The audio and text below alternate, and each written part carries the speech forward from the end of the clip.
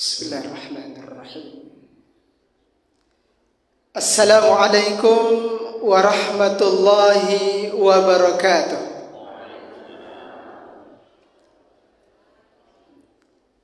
Alhamdulillahi rabbil alamin.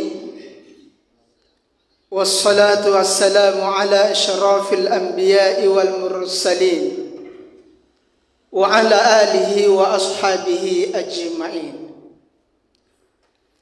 Asyhadu an la ilaha illallah wahdahu la syarika lah wa asyhadu anna Muhammadan abduhu wa rasuluh. Allahumma salli wa sallim wa barik ala sayyidina Muhammadin wa ala alihi wa ashabihi ajma'in, amma ba'd. Bapak Ibu, ayah bunda, hadirin kaum muslimin, jemaah zuhur yang dimuliakan oleh Allah Subhanahu wa taala. Alhamdulillahirabbil alamin. Marilah selalu kita mengucapkan rasa syukur kita kepada Allah Subhanahu wa taala. Karena sampai waktu detik siang ini Allah tak pernah henti-hentinya memberikan kepada kita nikmat yang sangat luar biasa. La in syakartum la azidannakum wa la in kafartum inna azabi lasyadid. Janji Allah, siapa yang pandai bersyukur atas nikmatku, kata Allah, maka akan aku tambah. Tapi sebaliknya, siapa yang sudah kufur nikmat, siapa yang sudah jarang sekali bersyukur atas nikmatku, kata Allah, maka azabku amatlah pedih. InsyaAllah mudah-mudahan tetap kita istiqomah dalam rangka untuk mendekatkan diri bersyukur kepada Allah Subhanahu wa taala. Amin ya rabbal alamin. Berselawat kita kepada Rasulullah Muhammad sallallahu alaihi wasallam.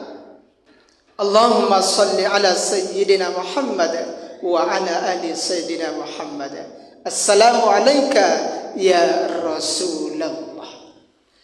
Bapak Ibu, ayah bunda, hadirin kaum muslimin, jamaah zuhur yang dimuliakan oleh Allah Subhanahu wa taala.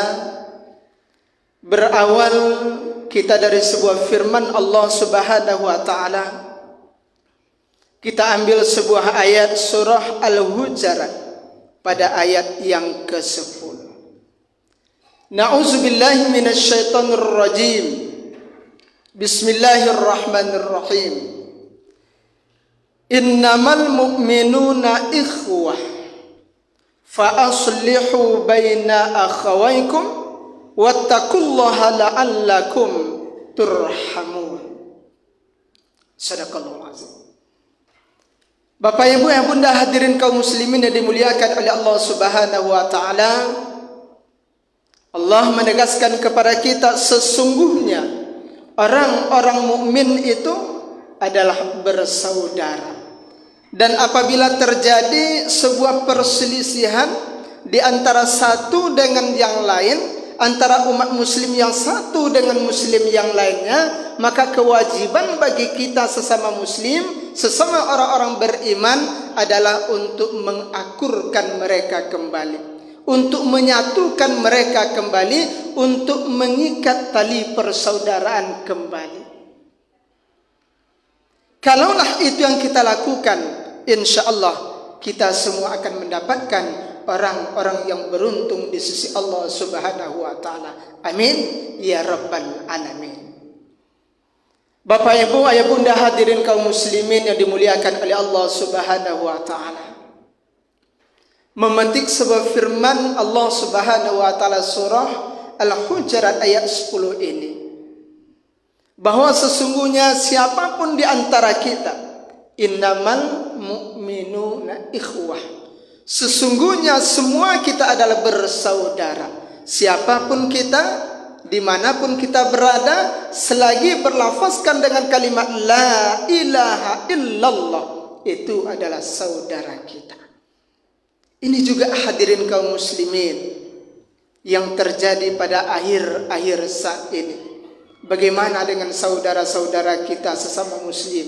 saudara-saudara kita sesama yang beriman yang terjadi di belahan provinsi kita, di belahan tetangga daripada provinsi kita, yaitu saudara-saudara kita di kota Batam.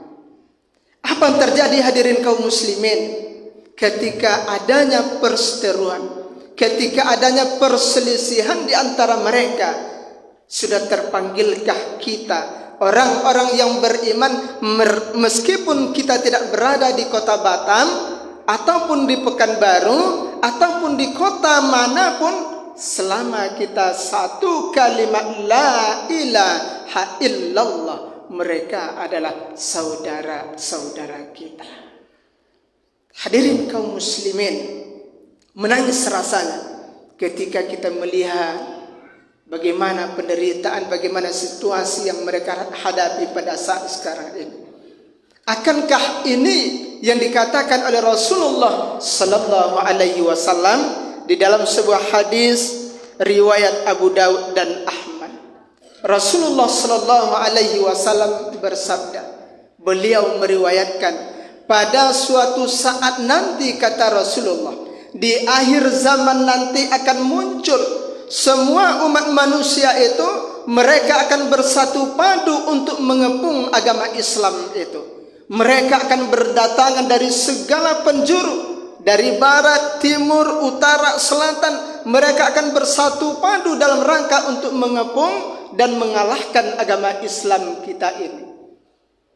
Tak ubahnya hadirin kaum muslimin, bagaimana ketika kita berada di hidangan sebuah meja makan.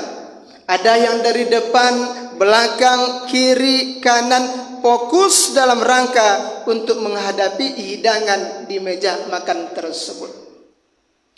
Begitulah bersatunya seluruh umat manusia dalam rangka untuk mengepung, dalam rangka untuk mengalahkan agama kita, agama Islam ini. Muncul sebuah pertanyaan dari salah seorang sahabat, "Ya Rasulullah, apakah jumlah umat Islam ketika itu sedikit ya Rasulullah?" Rasulullah pun menjawab, "Tidak. Bahkan di akhir zaman, ketika itu jumlah umat Islam menjadi jumlah umat yang terbanyak. Jumlah umat Islam itu banyak, tapi banyaknya tak ubah seperti buih di lautan. Banyak jumlahnya, tapi tidak lagi punya kekuatan apa-apa. Banyak jumlahnya, tapi sudah dipermainkan oleh jumlah yang minoritas."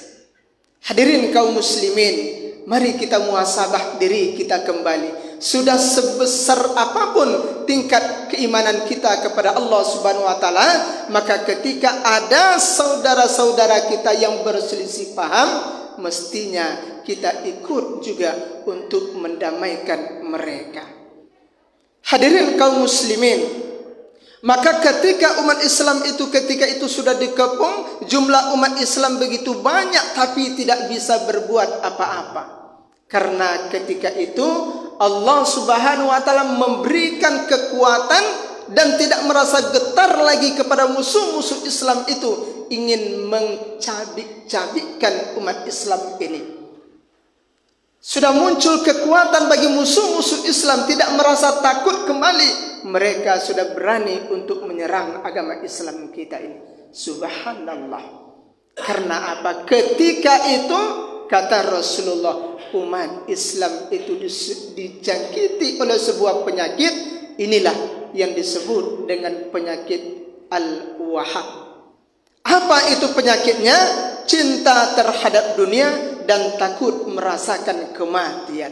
Jumlah umat Islam itu banyak, tapi mereka tidak lagi bersatu padu dalam rangka untuk saling membela saudaranya yang satu dengan yang lain. Itu kan tak terjadinya di tempat kita. Itu kan bukan keluarga kita, subhanallah.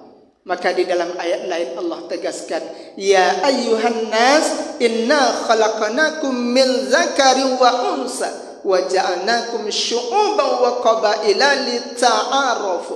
Wahai sekalian manusia, sesungguhnya kami telah menciptakan kamu dari seorang laki-laki dan perempuan. Kemudian kami jadikan kamu berbangsa-bangsa, bersuku-suku. Boleh saja kita bangsa Indonesia, boleh saja bangsa Cina, boleh saja bangsa Amerika dan lain sebagainya. Ada bermacam suku di dalamnya. Ada kita orang Minang, orang Jawa, orang Ocu, orang Batak dan lain sebagainya. Selagi kita berlafazkan kalimat La ilaha illallah, itu menjadi saudara-saudara kita.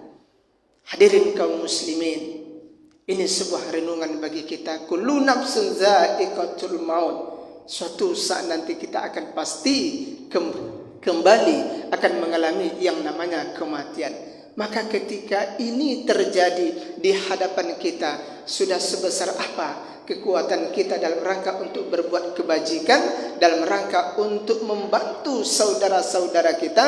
Wabil khusus barangkali karena kita berdekatan Provinsi Riau dengan ibu kota Batam, yang terjadi pada saudara-saudara kita, minimal juga kita mesti ikut selalu mendoakan atas keselamatan mereka. Insya Allah mereka dilindungi oleh Allah Subhanahu wa Ta'ala. Amin, amin ya Rabbal Alamin. Demikian, terima kasih.